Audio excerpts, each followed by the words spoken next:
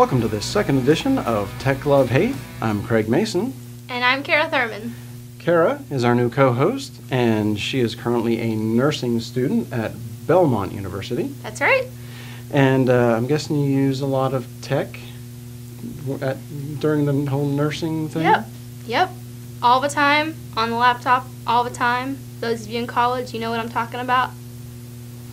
And that's the reason we're here, to help you with your tech issues. We're going to start off this week's edition with some email questions that have come in. Kara, you want to take the first one? All right. First one is from Cheyenne from Springfield, Missouri. She says, and she wants to know why Facebook and MySpace slow down her PC so much. She uses Google Chrome as her primary web browser. If you have already done all of the maintenance covered in the last week's show, and if you haven't watched last week's show, you'll want to, because there was some important stuff covered there. We'll just focus on the web browser that you're using right now. Google Chrome is basically a toddler in the web browser world. It's still working out some of the kinks and glitches, and we suggest that you use Safari, Firefox, or even better, there's this web browser called Flock. Flock is actually designed for social networking.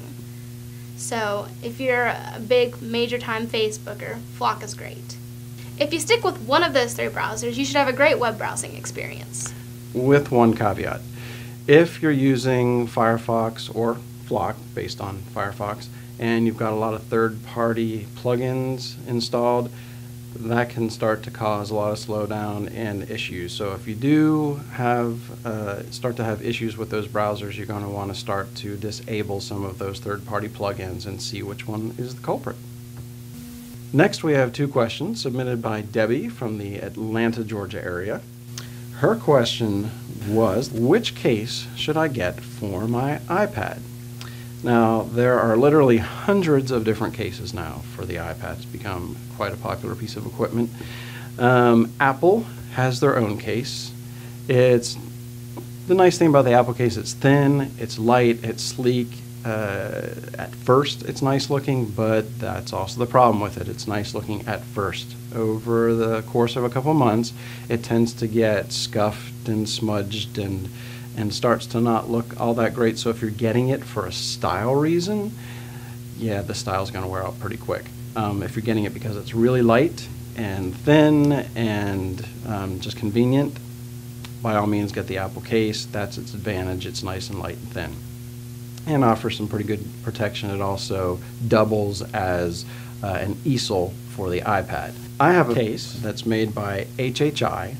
The nice thing about this particular case is it doubles as a two-way easel, which is kind of cool, and it has a place for my business cards right here, which I use this a lot when I'm on the road for business purposes. So for me, it's important to have that feature so I don't have to carry a bunch of extra stuff.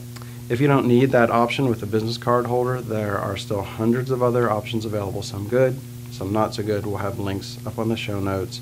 They come in tons and tons of colors. She would choose purple. I love purple. She loves purple. And why wouldn't she? Again, just check the show notes. We'll have links and some photos of the different options available, and you can check it out. Debbie's second question is, why can't I pull up Bejeweled on my Facebook, on my iPad? Apple has decided that Flash is a little too unstable and a little too much of a resource hog to include on some of their mobile devices. So any sites that use the Flash player will be unusable on the iPad or iPhone until these sites switch over to a format that these mobile devices can support. The good news is that most of the casual games available on Facebook and other sites are available through Apple's App Store. Now, while on the subject of iPads and iPhones, let's get to one of the most often asked questions I get. Which smartphone should I get, the iPhone or the Android? Now, I'm going to do a little impromptu test here. You have no idea what's coming. Oh, no. If someone were to give you a free phone, Android, iPhone, you have your choice, which are you going to choose?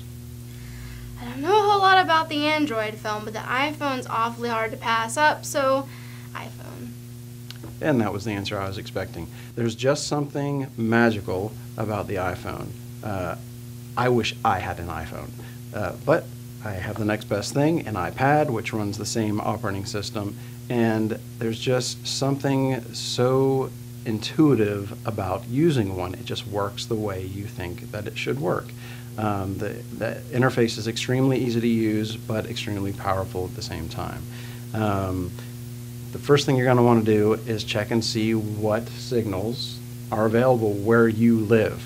Just because AT&T is available in your town doesn't mean that they're going to have a signal where you live. And so many people use their smartphones nowadays as their main phone. So you're going to want to make sure that you go to the AT&T site and you go to their map section and zoom in on your location where you live and see if there's a strong signal. If there's a strong signal, go for the iPhone. It's an amazing machine. If AT&T isn't available or doesn't have a strong signal at your house, you certainly can't go wrong with an Android phone. If the iPhone is an A, then the Androids are an A- or a B+, depending on which model. The Evo from Sprint is a pretty killer phone, and of course the Moto Droid X that just came out is pretty killer. Not as refined as the iPhone, but pretty darn close, and you certainly can't go wrong. If I had to have an Android phone, I certainly wouldn't complain about it. I doubt you would either, especially if someone gave them to us. So bottom line, get an iPhone if you can. If not, Droids are a great and very close second choice. That's it for this week's edition of Tech Love Hate. Be sure to join us for next week's program. And thanks to Kara for being here, being our new co-host. It sure was a lot more fun with you here. And be sure to check out the show notes section where we'll have extra information about the topics that we've covered. And if you do any shopping at Amazon.com, which I know you do, I do a lot of shopping at Amazon, please start your searches here on the site. When you search on the site, you get the same great prices, but we get a portion of the sales, and it helps keep us going. Thanks. See you next time.